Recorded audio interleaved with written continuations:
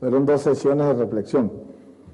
Y nosotros, los representantes indígenas que en ese momento estuvimos haciendo el análisis, ¿no?, frente al planteamiento que ha expresado el doctor Toro, llegamos a la conclusión que era necesaria, si bien es cierto se había adoptado ya la declaración de la ONU, que había sido en septiembre del 2007 y esa sesión fue como en noviembre. Si bien es cierto, ya se contaba con este instrumento mundial en el marco de la ONU, los pueblos indígenas o los representantes de los pueblos indígenas de las Américas consideramos que era necesario contar con un instrumento particular para las Américas, por distintas razones que yo voy a enunciar muy rápidamente. La primera, porque la declaración de la ONU no recogía aspectos que ya se han logrado en la negociación de la Declaración Americana. Entonces nos pareció importante mantener esos avances. En segundo lugar, porque de acuerdo a cómo funciona el Sistema Interamericano de Derechos Humanos, esta declaración podría ser un instrumento más importante para el trabajo que realizan tanto la Comisión como la Corte Interamericana de Derechos Humanos, que en la mayoría de sus decisiones hace referencia básicamente a los mecanismos, a los instrumentos que están aprobados en el seno de la OEA, llámese Declaración de los Derechos, la Carta de la OEA, Convención Americana de Derechos Humanos, Protocolo de San Salvador, en fin. Entonces veíamos que era necesario que hubiera esa declaración específica para que sirviera de marco de referencia a las decisiones o al desarrollo en el marco de la protección de los derechos humanos de estos dos órganos, la Comisión y la Corte. Y otro aspecto que veíamos importante de mantener esa declaración era que habían una serie de aspectos que no habían sido incorporados en el marco de la declaración de la ONU, pero que responden a la realidad que tenemos los pueblos indígenas de las Américas. Yo a rato por el tiempo no los pude enumerar, pero las voy a enumerar.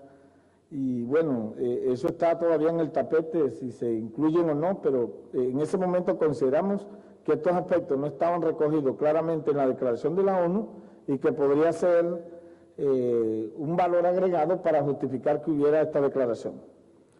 Por ejemplo, la situación de los indígenas urbanos y de los indígenas de las comunidades rurales. Era un tema que no se veía claro en esa declaración. La situación de los indígenas migrantes. También hay una realidad hoy frente a esa situación. El impacto del cambio climático, del deterioro ambiental y de los desastres naturales en los pueblos y territorios indígenas. La persecución y detención de líderes indígenas por la reivindicación de sus derechos. La situación de la seguridad alimentaria, incluyendo la pérdida de fuentes tradicionales de alimentos.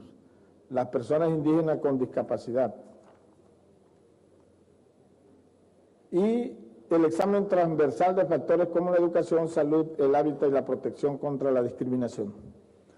Eso, entre otros aspectos, fue lo que nosotros consideramos en ese momento y veíamos la necesidad de mantener eso. Además, después de 10, 12 años decir, ya no vamos con la declaración. Ahora, también es cierto que, ha sido materia de análisis, que hay que avanzar, es decir, adoptar rápidamente la declaración, pero avanzar en un instrumento más vinculante. Puede ser una convención o un protocolo.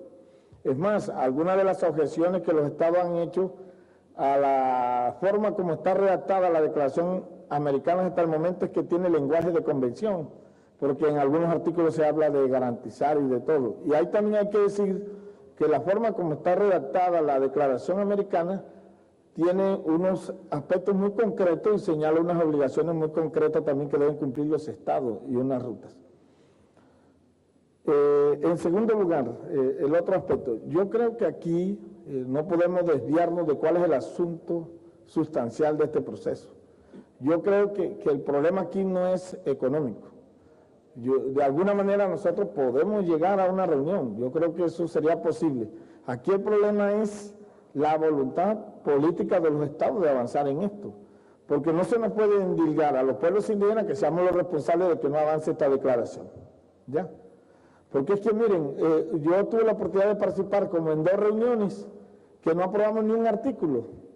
Y siempre que ya íbamos a lograr el consenso, había la objeción o del gobierno de Estados Unidos o el de Canadá o en algunos casos del de Colombia, en aquella época, porque ya ahora se suma la objeción de Brasil, la objeción de Argentina, la objeción de Chile, inclusive la objeción de Ecuador, que en un momento también era un país avanzado en esto. Y entonces uno dice, aquí ni la derecha ni la izquierda estamos incluidos, no podemos tampoco comer ese cuento, ¿ya? Y bueno, paradójicamente, el presidente del grupo de trabajo en un momento que se enfrascó la negociación era el embajador de Bolivia y de pronto con el afán de avanzar lo que hizo fue enfrascar más la situación. Todo eso ha pasado a lo largo de este proceso. Y eso, lo que uno mira, entonces que no hay una voluntad política y sobre todo cuando los estados están condicionando los derechos que están en una declaración que se supone que no es vinculante y que hace parte de un acuerdo ético, moral de la humanidad, a que si no está incluido en sus constituciones nacionales no se avanza. Yo creo que ahí va a ser imposible porque estamos hablando de una declaración supranacional, no de una declaración nacional. Bajo ese criterio de que si no está incluido en la constitución no puede avanzar, es un elemento también a revisar porque son los temas sustanciales en los que está esto subsanado. Y el otro comentario que quería realizar, y lo digo con todo respeto a lo que manifestaba el doctor Luis Toro, no, es más útil hacer una capacitación que ir allá a negociar, ¿cierto? Hombre, yo pienso que y lo digo aquí para la reflexión, porque recuerdo que el gobierno de Estados Unidos en un momento también planteó, oiga, señores indígenas, yo les doy la plata que quieran, y hizo un documento que está en los archivos de esta negociación, para impulsar una estrategia para la pobreza, para la inclusión de los pueblos indígenas, y les doy la plata que quieran, pero no jodan más con esta declaración. Me perdonan el término, es muy costeño de acá de Colombia, pero fue así que lo dijeron. No sigamos hablando de incluir los derechos en una declaración o en un instrumento internacional, pero le damos la plata que quieran. Yo creo que ese no es el problema. El problema es que haya un reconocimiento efectivo y real a nuestros derechos y esa condición de pueblos indígenas preexistente a los estados inclusive. Ese es el asunto. Y reconocer la realidad que este territorio de la Via Yala en América es nuestro. Ya, es que a veces también nos equivocamos al decir que lo que estamos solicitando aquí es un reconocimiento. Porque es que nosotros como naciones y como pueblos somos preexistentes a los estados. Pero miren cómo están, hoy alteradas pues esas relaciones de poder desafortunadamente, y esa frontera de los estados nos han dividido naciones, nos han dividido pueblos, y ahora nos están poniendo limitaciones hasta para relacionarnos entre los mismos pueblos que estamos divididos por esas fronteras trazadas sin la consulta de nosotros y de manera arbitraria por los estados. Entonces, yo sí creo que, bueno, una capacitación es muy buena, claro, pero es que aquí una cosa es que yo me capacite de un tema, pero otra cosa es que yo participe en una reunión de negociación para lograr que allí queden incluidos esos derechos y que se lleven una garantía real y efectiva de protección. Y entonces, desde ese punto de vista, yo sí considero que la declaración americana, yo creo que hay que darle un punto final, hay que lograr que esto se apruebe, porque ya esto ha tenido un desgaste, pero más que el asunto económico, yo creo que es de verdad requerir la voluntad de los gobiernos para que sean coherentes con las declaraciones que hacen en cada foro, en cada cumbre, en cada asamblea, y que eso se vea implementado de manera efectiva en el reconocimiento y la protección efectiva de nuestros derechos. Gracias, Jaime. Tiene la palabra compañero Clemente. Gracias. Just very quickly, what I was talking about and what I believe Louis was also addressing is, I was talking about two things. One is within the OAS itself. And I believe to get recognition on our own or have our own space, it would require a bylaw change. But that's not insurmountable. They change bylaws, whenever they want or need to. So I don't think we should give up on that particular opportunity where we have our own space. Now, I just want to give an example. Last year, I mentioned there was 3 of us in El Salvador at the General Assembly. Again, we have to register as civil societies to get in, but we need to do that to get our voice heard. But at that meeting, they broke up into a number of tables. La reunión se dividió en varias mesas y nosotros dijimos, queremos una mesa para poder presentar los temas indígenas al otro día. Entonces tuvimos que amenazarlos y decirles, miren, nos vamos si no nos dan una mesa. Entonces nos dieron la mesa y nos dieron los 3 minutos al otro día para hacer la presentación. La presentación simplemente decía que necesitamos nuestro propio espacio. Y eso lo hicimos año tras año. Eso es dentro de la OEA como tal. Toman los empleados y los dedican a asuntos indígenas. Eso depende de lo que ellos quieran hacer, claro, dentro de la OEA. Ahora, por fuera de la OEA, se mencionó que necesitamos también nuestro propio, no espacio, sino nuestra propia organización para continuar trabajando sobre el tema anualmente o mensualmente. Y yo sé que Luis mencionó un elefante. No estoy muy seguro a qué se refería. No sé si era la OEA, sino nuestra iniciativa por fuera de la OEA, no sé. Para nosotros el dinero siempre es un problema. Pero realmente ese hecho no debe dictar lo que hagamos como pueblos. Hay 2 cosas entonces que se plantearon y sin importar qué decidimos, si vamos a continuar con la OEA y la respuesta que nos dé la OEA, nosotros como naciones indígenas somos libres para continuar organizándonos y buscando los medios para poderlo lograr. Si decidimos que lo vamos a hacer, pues lo podemos hacer. Gracias, eso era lo que quería decirles. Tiene la palabra Luis Fernando Arias.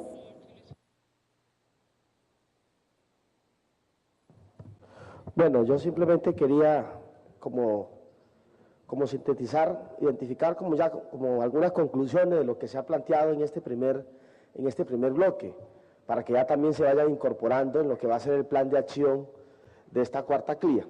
Digamos, ya hay como varios planteamientos que están sobre la mesa y que yo quisiera como retomar y dejarlos planteados para que, digamos, en la discusión lo vayamos desarrollando y se vaya incorporando ya sea en la declaración o en el mismo plan de acción de lo que va a ser de la CLIA. El primer punto tiene que ver con la declaración.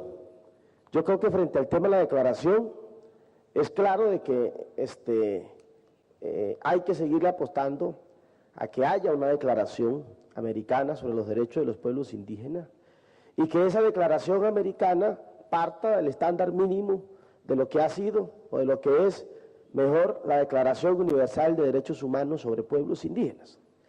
Y ahí creo que es necesario insistir en que se establezca ya un plazo. No sé si hablamos de un plazo para la adopción de esa declaración americana, porque esto tampoco podemos dejarlo para la eternidad, ¿sí? Y entiendo que ya van como 14 años de la discusión de esta declaración, se avanza, se retrocede, pero no sale nada. Entonces creo que es importante que el viernes que vamos a estar reunidos con algunos cancilleres y algunos presidentes, planteemos de una vez un plazo, 1 año, ¿sí?, para que ya se adopte definitivamente esta declaración americana. Y 2, con relación al tema de la declaración, creo que es importante, no conozco en detalle cómo es la participación, por lo menos en el caso nuestro de Colombia sabemos que es una participación desde nuestra organización, porque a veces sucede que a estos escenarios llega alguna dirigencia indígena que no tiene procesos de base con las comunidades, que son más, digamos, instancias organizativas de papel. Entonces aquí es importante, y creo que a eso se refería Luis Toro cuando hablaba de que hicieron la consulta de cuáles eran las organizaciones más representativas de los países, creo que es importante privilegiar la participación de la dirigencia que representa organizaciones y organizaciones con base social, con base organizativa. ¿Sí? Creo que eso es fundamental y eso es importante. Y en tercer lugar, con relación al tema de la Declaración Americana, creo que también, como ya lo ha planteado el compañero Jaime Arias, es exigir de los estados, digamos, un compromiso político serio, porque como lo planteó el secretario general de la OEA en la mañana, dejó entrever de que los responsables de que no haya salido esa declaración son los líderes indígenas, ¿sí? Somos nosotros, cuando es totalmente todo lo contrario. Ya aquí se han planteado casos concretos, por ejemplo, frente al caso de Estados Unidos, frente al caso de Canadá, y yo creo que frente a estos países de manera concreta también toca asumir un posicionamiento, ¿sí? También toca asumir un posicionamiento frente a este punto. Con relación al planteamiento que nos ha hecho Clemen, con relación a generar un espacio político de integración a nivel de la OEA, yo creo que esa tiene que ser otra apuesta política de los indígenas de las Américas. Incluso eso es un planteamiento que no se está planteando solamente aquí, se ha planteado en distintos escenarios internacionales. Cuando estuvimos en la Cumbre de Pueblos en Puno, Miguel, recordarás, también se hizo el planteamiento de la idea de crear una especie de un consejo a nivel continental. Es decir, sobre eso ya el movimiento indígena continental ha venido generando esa reflexión, esa discusión, y yo creo que aquí lo que tenemos que hacer es empezar a implementar ya ese tipo de alternativa. Y bueno, yo creo que ahí de pronto disentimos con el planteamiento que hace nuestro hermano Luis, pero cuando los estados crean sus instancias de integración regional, continental o mundial, no son elefantes. Pero cuando los pueblos indígenas en ejercicio de nuestra autonomía nos planteamos eso, entonces sí son elefantes. Y yo creo que nosotros en el ejercicio de la autonomía y la libre determinación de los pueblos estamos en la capacidad de hacerlo, ¿sí? Y que esa instancia sea reconocida, por supuesto, por la Organización de los Estados Americanos. Por eso yo creo que una de las tareas, como lo ha planteado Clemen, es participar precisamente en la próxima asamblea de la OEA, de presidentes o de cancilleres, no sé, que va a ser en Bolivia, y creo que entonces sería importante tener una reunión previa en Bolivia, y pudiéramos hablar aquí con los compañeros de Bolivia para que nos ayuden a organizar y, digamos, asumir el compromiso, los países que estamos acá, de ir a Bolivia para seguir incidiendo. Digamos, yo creo que este escenario tiene que ser el escenario para lanzar la propuesta, ¿sí? Seguramente aquí no va a quedar aprobada en esta cumbre, porque eso tendrá que ser en el marco de la discusión de la Asamblea General, pero iniciamos, digamos, el proceso de incidencia, de cabildeo, para que en el marco de esa asamblea, digamos, haya el reconocimiento. Pero independientemente de que no lo haya por parte de los estados, creo que hay que avanzar, digamos, en ese diálogo político, ¿cierto? Como aquí ya se ha planteado en términos del ejercicio de la autoridad y de la persistencia nuestra como pueblos indígenas. Creo que esas son una de las tareas que de manera concreta ya van saliendo de la cuarta CLIA. Pudiéramos pensar si organizamos, por ejemplo, un comité impulsor, ¿cierto?, que vaya mirando cuál va a ser los objetivos, las funciones, y en esa reunión en Bolivia podamos concretarlo. Yo invitaría a que, digamos, en ese tipo de instancia estén las organizaciones subregionales, como el caso de la CAOI, como el caso de la COICA, como el caso del SICA, como el caso de los compañeros que están acá en la Asamblea de las Primeras Naciones, en fin, de los procesos subregionales que tenemos para ir ambientando el asunto, ¿cierto? Y finalmente, con respecto al planteamiento que reiteraba Feliciano, y él hacía una pregunta como a los demás compañeros hermanos de los otros países frente a la situación de Colombia de conflicto armado, entendería uno que el que calla otorga, y los compañeros entendería yo por el silencio de que estarían pues en toda la disponibilidad, en toda la solidaridad de poder acompañar, digamos, al movimiento indígena colombiano, por supuesto, en seguir forjando una salida política al conflicto armado. Y yo creo que eso también ya tiene que ir quedando incorporado dentro de lo que es esa declaración. Yo quería como señalar esas tres cosas. Gracias, Luis Fernando. Con las precisiones que hace Luis Fernando, vamos a dar 3 intervenciones más y por favor le recomendamos el uso equilibrado del tiempo y de la palabra, sí, para que podamos dar paso al primer panel que tenemos hoy. Tenemos la intervención del compañero de allá de enfrente que tengo, Juvenal, y Miguel Palacín. Bueno, compañero, 4, pero por favor les recomiendo el tiempo. Siga. Con el permiso de nuestros espíritus mayores, queremos darles un cordial saludo a la mesa directiva, a todos nuestros hermanos indígenas de las diferentes partes de América.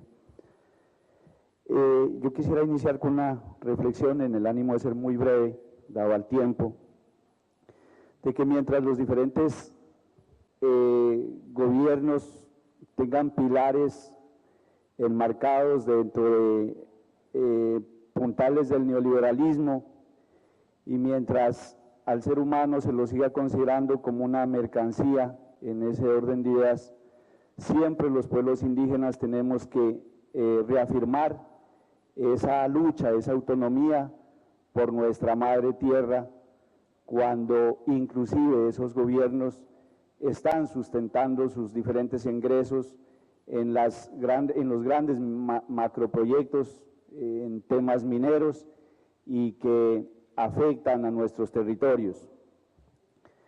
Me preocupaba entonces la declaración que hizo el señor ministro del Interior y de Justicia cuando manifestaba que el plan de desarrollo, un ejemplo, que se ha concertado en un 94%, cosa que pues, realmente no es así. Si bien ha habido un espacio de concertación importante en este gobierno, a diferencia del anterior, que era solo garrote para los pueblos indígenas, pero ha faltado implementar esas medidas de concertación que ha hecho el mismo gobierno. Hay muchas de esas cosas que se han quedado simplemente en el papel y que no se han podido operativizar. Nosotros hacíamos esa crítica cuando se estaba aprobando el presupuesto general de la Nación, donde entonces quedaba en el papel, en el Plan Nacional de Desarrollo, muchos elementos, pero ya cuando se necesitan recursos para implementarlos, ahí no aparece. Sabemos que eso es una discusión interna que hay que darla, pero así con algunos otros elementos que hay. ¿Qué propondría? De que se hiciera una comisión de personas de nuestras propias para hacerle seguimiento a los diferentes compromisos y actas de concertación que se han hecho para ver cómo va ese avance y saber en estos escenarios decir sí o no se han podido operativizar y que las comunidades indígenas hayamos podido avanzar en la adquisición de derechos. Segundo, nosotros hoy hemos escuchado aquí, se ha hablado de que pidiéramos el espacio a la OEA para que los pueblos indígenas podamos tener asiento. Pero yo quisiera manifestarles que es necesario un espacio internacional para definir y debatir políticas de los pueblos indígenas. Pero quizá, ojalá buscáramos algún otro espacio, y la propuesta va en el sentido de solicitarle al presidente, a nuestro hermano Evo Morales, o inclusive a Hugo Chávez, de la inclusión a UNASUR o al ALBA en una secretaría para que como gobiernos alternativos nos puedan dar esa posibilidad de diálogo y de interlocución. Aquí hay una situación y que también quisiera en el acta que el señor secretario de la OEA nos aclarara, porque hace algunos días él pronunció o dio un pronunciamiento que me parece muy grave hacia los pueblos indígenas, donde dice que los derechos de los pueblos indígenas tienen que ser considerados en un segundo plano. Y hoy lo escuchábamos manifestando otro sentido. Entonces creo que pensar que vayamos a poder tener ese espacio internacional en la OEA es muy difícil porque entre otras cosas sabemos que lo manipula Estados Unidos y siempre los pueblos indígenas seremos un obstáculo para los megaproyectos y estos países que vienen a seguir abusando de nuestros derechos. Esa era entonces la otra petición. La otra es que coincido mucho y hemos venido trabajando en los pueblos indígenas también, que tiene que haber una solución política negociada al conflicto. Ayer salía una caricatura en El Tiempo y entonces había uno de las FARC que decía vamos 35 y había otra caricatura de el Estado decía vamos 74, haciendo referencia a los últimos muertos que han habido, y nosotros todos sabemos que son hijos de campesinos, de indígenas, de allá de las tierras donde se vive el fenómeno más. ¿Qué quisiéramos proponer? De que desde el marco de la autonomía como pueblos indígenas tengamos la posibilidad de dialogar con algunos actores armados para humanizar más este conflicto. Lo digo porque en Nariño, en el marco de un foro minero, nuestras autoridades indígenas solicitaron a los actores armados un cese o hacer un desminado humanitario, y hoy a nuestros mayores, al menos al parecer, el ELN ha manifestado que tiene la voluntad de hacer ese desminado humanitario para que no se minen nuestros campos. Terminaría entonces también diciendo de que ojalá como pueblos indígenas americanos pasemos un poco más a algunos hechos y pudiéramos hacer algunos procesos de hermanamiento ya en la práctica.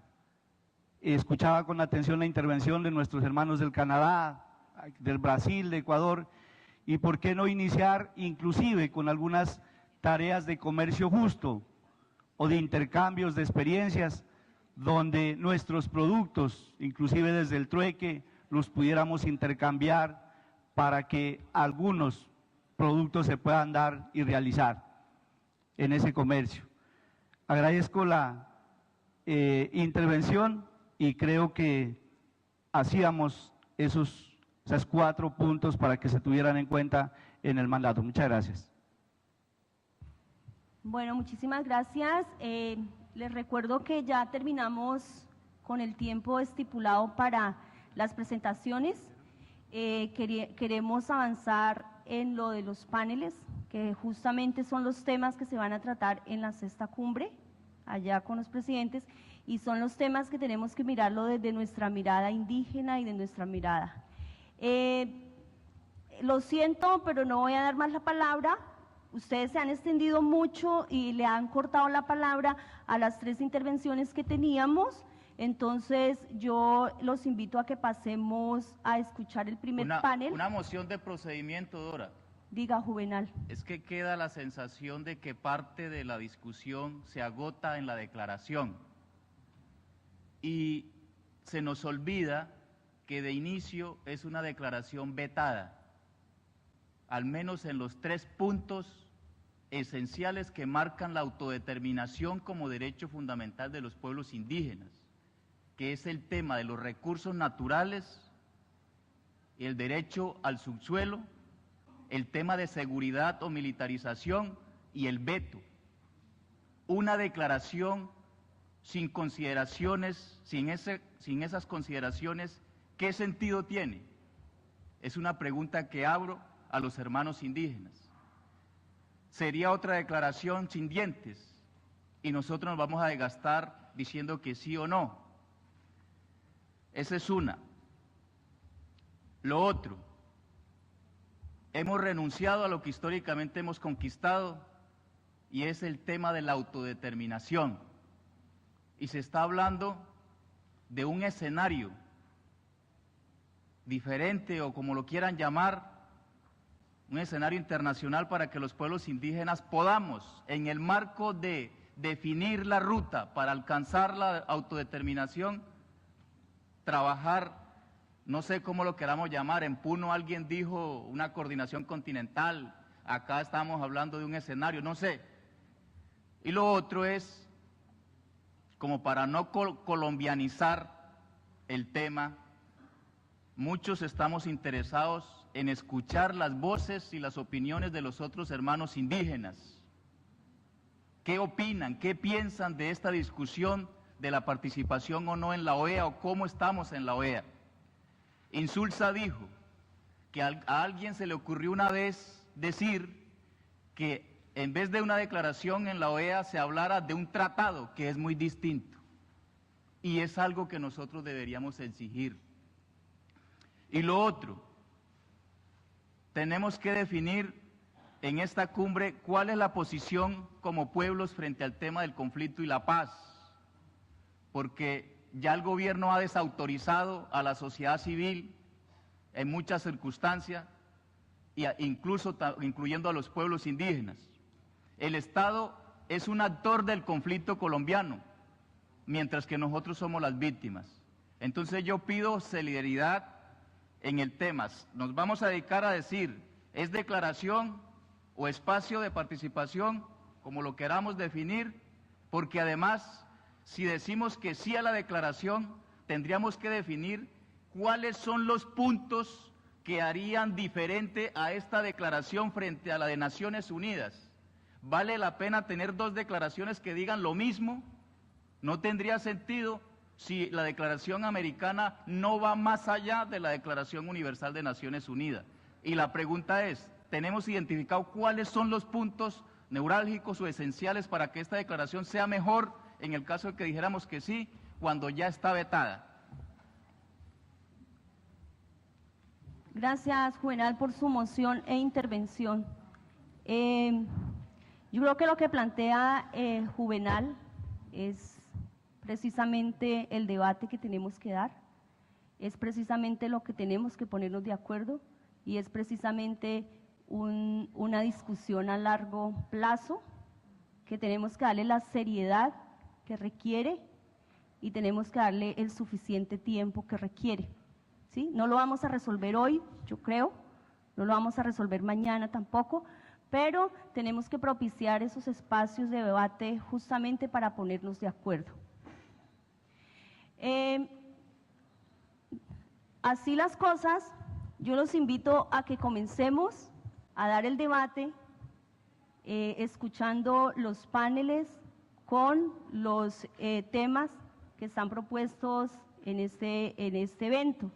Ahí precisamente vamos a estar poniéndonos de acuerdo e invitamos a los hermanos de toda la Vía Yala que participen, que nos muestren sus voces. Y quisiera, antes de terminar, agradecerle al compañero Eric Morris, a Luis Fernando Arias, a Jaime Arias, a Clement Chartier y a Luis Toro por sus presentaciones, por sus propuestas que hoy nos han presentado.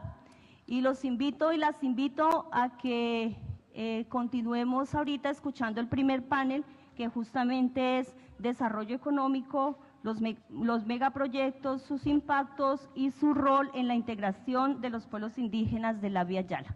Muchísimas gracias, compañeras y compañeros. ¿Quién va a moderar? Bueno, yo creo que yo les pediría que se levanten un momentico de sus puestos, se estiren. Eso es lo que hacemos generalmente en los talleres, saluden a la Madre Tierra para que empecemos. Yo los veo un poco cansados, algunos. Por favor, levántense de sus puestos. Esto es una orden, levántense y estírense. Porque el tema que sigue es un tema muy importante y que va a requerir de toda la atención nuestra y de todas las propuestas, porque es el tema, es el desarrollo económico y cómo ese desarrollo económico está impactando a los pueblos indígenas, ¿no? Entonces le pido por favor al compañero de Coica y a los compañeros de Sarayaku que vengan para la mesa principal y a Janet Carlos Ama para que modere este panel.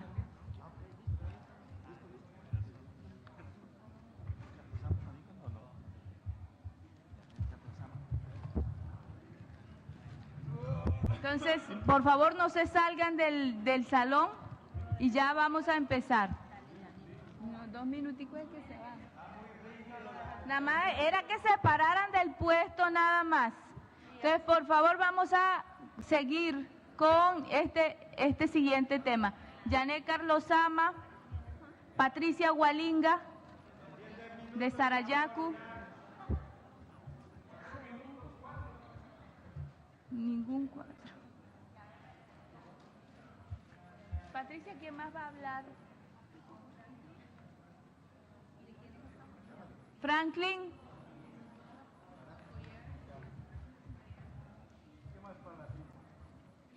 Diego Escobar.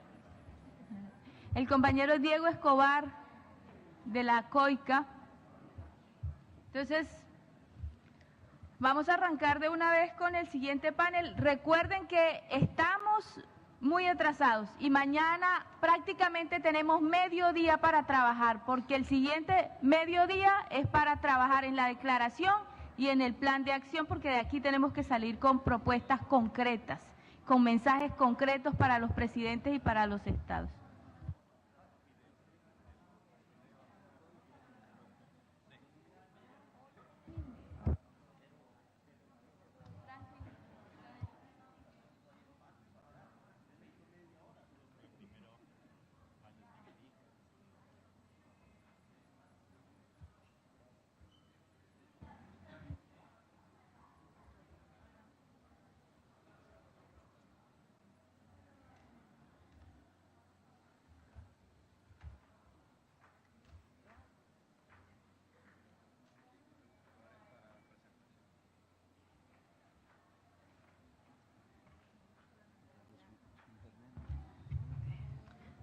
Buenas tardes a todos y a todas. ¿Quién falta? ¿Ya está?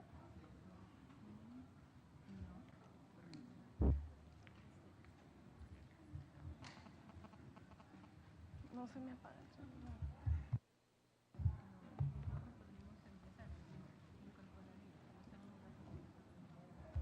Bueno, en la tarde de hoy damos inicio con el panel número 1 sobre la 6ª cumbre y los objetivos de la 4ª cumbre de líderes indígenas de las Américas. El tema, desarrollo económico, los megaproyectos, sus impactos y su rol en la integración de los pueblos indígenas del Abya Yala. Nos presentarán 2 casos.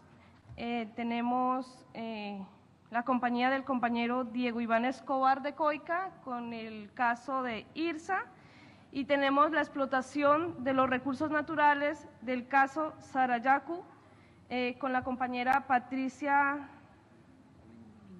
Galinga. Nos acompañará también el compañero Franklin, quien más adelante espero que nos acompañe en la mesa.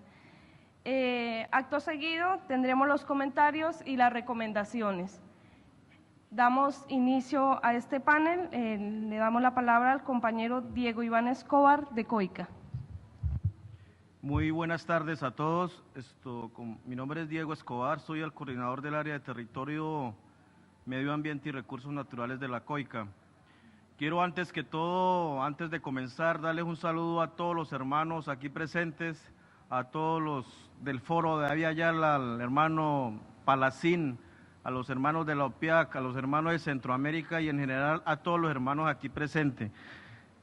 Antes que todo, me han pedido hacer una breve presentación, tengo 15 minutos en un tema que es sumamente importante, que es el tema IRSA, la Iniciativa de Integración Regional Sudamericana, que de pronto algunos lo conocemos como otros tampoco lo conocemos.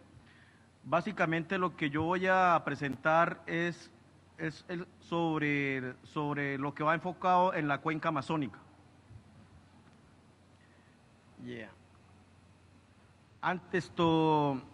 Esta iniciativa de integración regional sudamericana ha sido uno de los planes más ambiciosos, podríamos decir, en el tema de la infraestructura en el continente aquí en Latinoamérica, más en Sudamérica.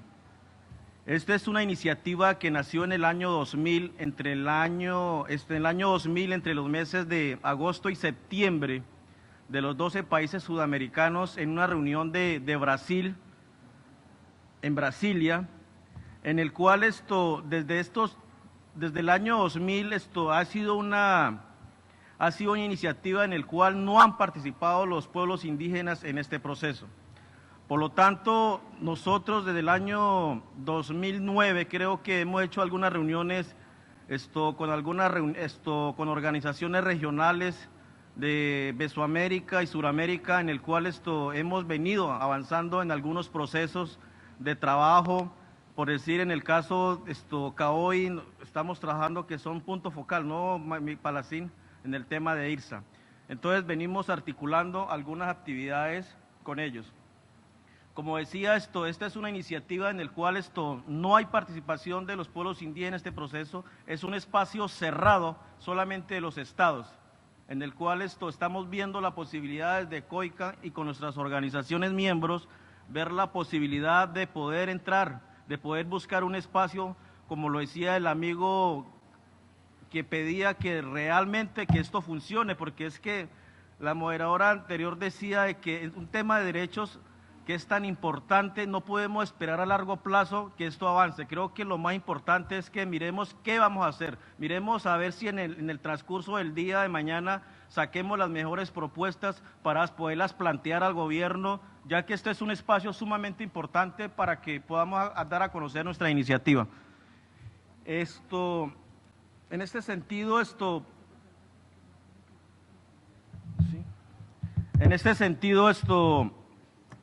podría decir de que en esta iniciativa lo viene financiando básicamente las bancas multilaterales como el Banco Interamericano de Desarrollo, la CAP, el Fonplata y también el BNDES. El BNDES es ahora el mayor financiador, el BNDES es el Banco Nacional de Desarrollo de Brasil, que es el banco mayor financiador de este proyecto, pero realmente existe una preocupación ya que este banco ha venido financiando grandes proyectos a nivel de Sudamérica sin tener en cuenta estándares ambientales.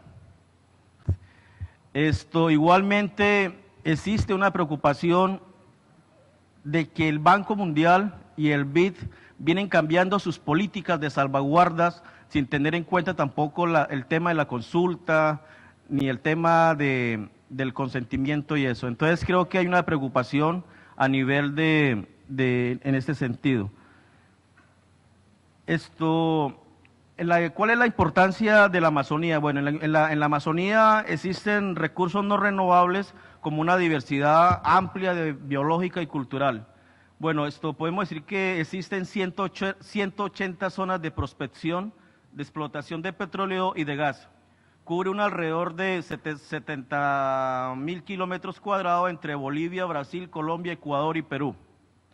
Y entre Perú y Ecuador, 2/3 de la superficie de la selva, que es el 66%. Y la diversidad biológica de la cuenca amazónica es la mayor del mundo y en ella también cerca de 900 pueblos indígenas en todo el continente. El modelo de desarrollo basado en la explotación de recursos naturales es dos. Uno es el desarrollo económico de los países amazónicos que se basan en la explotación de minera, de hidrocarburos, la extracción maderera y una agricultura extensiva, monocultivos y cría de ganado. Más de la mitad de las exportaciones son materias primas que se encuentran principalmente en la región amazónica.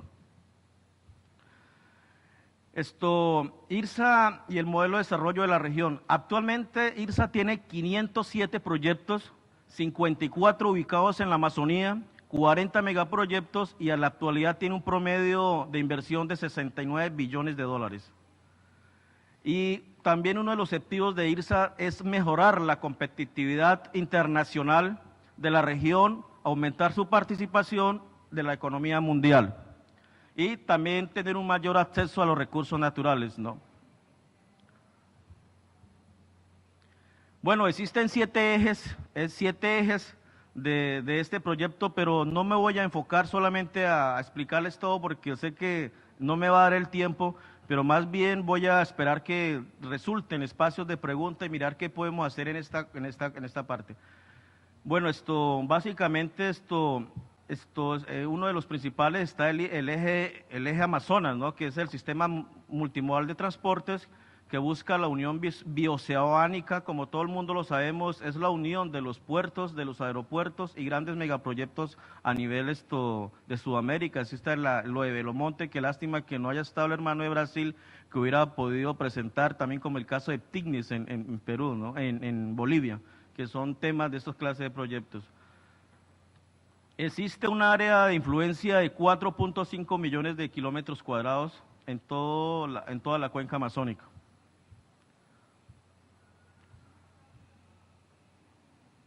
Bueno, el eje amazónica tiene un acceso a la hidrovía del Putumayo e industrias extractivas. Recientemente Ecopetrol anunció que encontró petróleo en el pozo Gurillana 1 con una producción que está promedio entre 300.000 barriles diarios. Como también está enfocado a un crecimiento de exploración petrolera que es la parte fuerte del ingreso de la zona en recursos, ¿no? En la zona. Y también transportado a través del oleoducto trasandino hasta Puerto Tumaco. Se dice que hay una producción de 1,5 millones de barriles diarios hasta el año 2015. El área de influencia es por la carretera Pasto-Mocoa y la hidrovía del Putumayo. Básicamente también en el Ecuador está el acceso a la hidrovía del Napo, que son 578 kilómetros en vías, como autopistas y mejoramiento de vías existentes y pavimentación de caminos vecinales.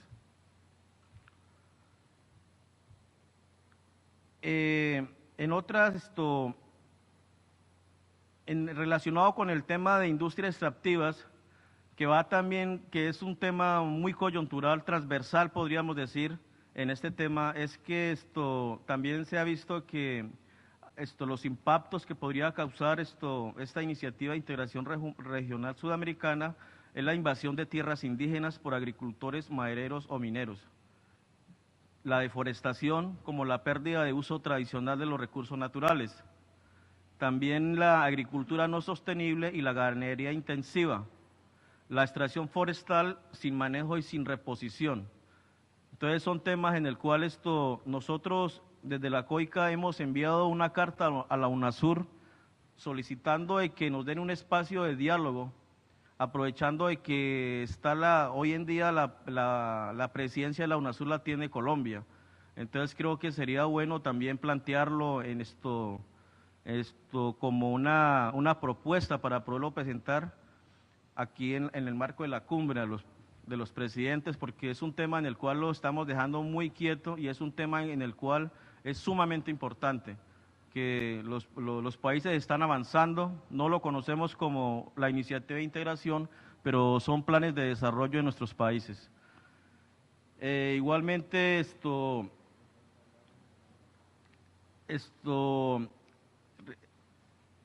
en Ecuador igualmente se habla del que en el bloque 20 afecta el territorio de PKR, que es el pueblo quichua de Rucuyarta. En ningún momento tampoco se ha hecho procesos de consulta, se han levantado varias resoluciones rechazando estas explotaciones. Las empresas que han estado ahí es básicamente Ivanov y que ha creado la división de las organizaciones indígenas. En este tema ha habido un problema muy delicado porque hemos visto de que desde la COICA que la empresa cuando no puede con la organización, básicamente se acercan a los líderes indígenas y son básicamente comprados con migajas, ¿no? O sea, son cosas que está pasando y eso es una realidad.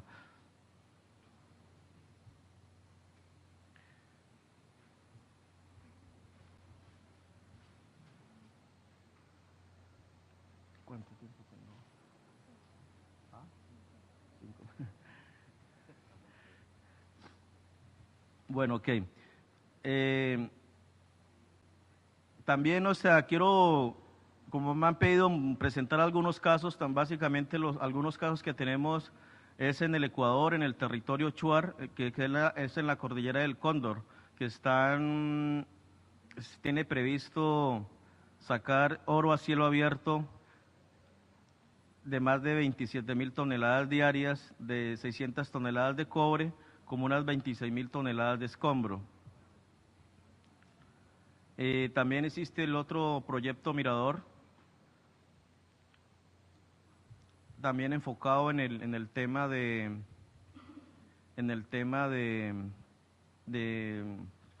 explotación de oro a cielo abierto. También quiero aclarar de que internamente en la reunión que hemos tenido, el hermano de SIDOB de Bolivia, que está aquí presente, creo que va a ser un comentario, por eso quiero no ocupar los 15 minutos, sino darle un espacio para que él haga su comentario de la situación que pasa en Bolivia relacionado con algunos temas allá en ese país.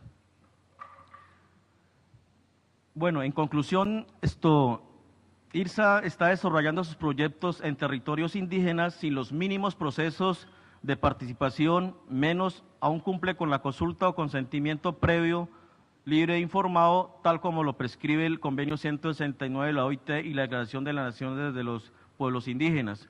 Si bien las obras facilitan la salida de productos desde las comunidades indígenas, estas deben de ser planificadas integralmente tomando en cuenta la fragilidad ambiental y social para que los propósitos de estas obras beneficien a las comunidades y causen el menor impacto.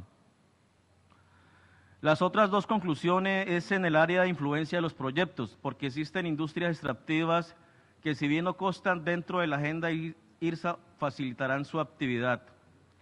No existe una voluntad política para proteger los derechos de los pueblos indígenas, incluyendo los más vulnerables, que son los pueblos indígenas en aislamiento voluntario o no contactados o isolados, como dicen los brasileros. Creo que es otro tema en el cual yo he visto que no han tocado el tema, no está dentro de la agenda, pero creo que como pueblos indígenas deberíamos de abarcar este tema, el tema de los derechos, del tema de los pueblos indígenas en aislamiento voluntario. Ese era un poco el comentario que quería hacer, muy corto, para darle el espacio al hermano de Bolivia,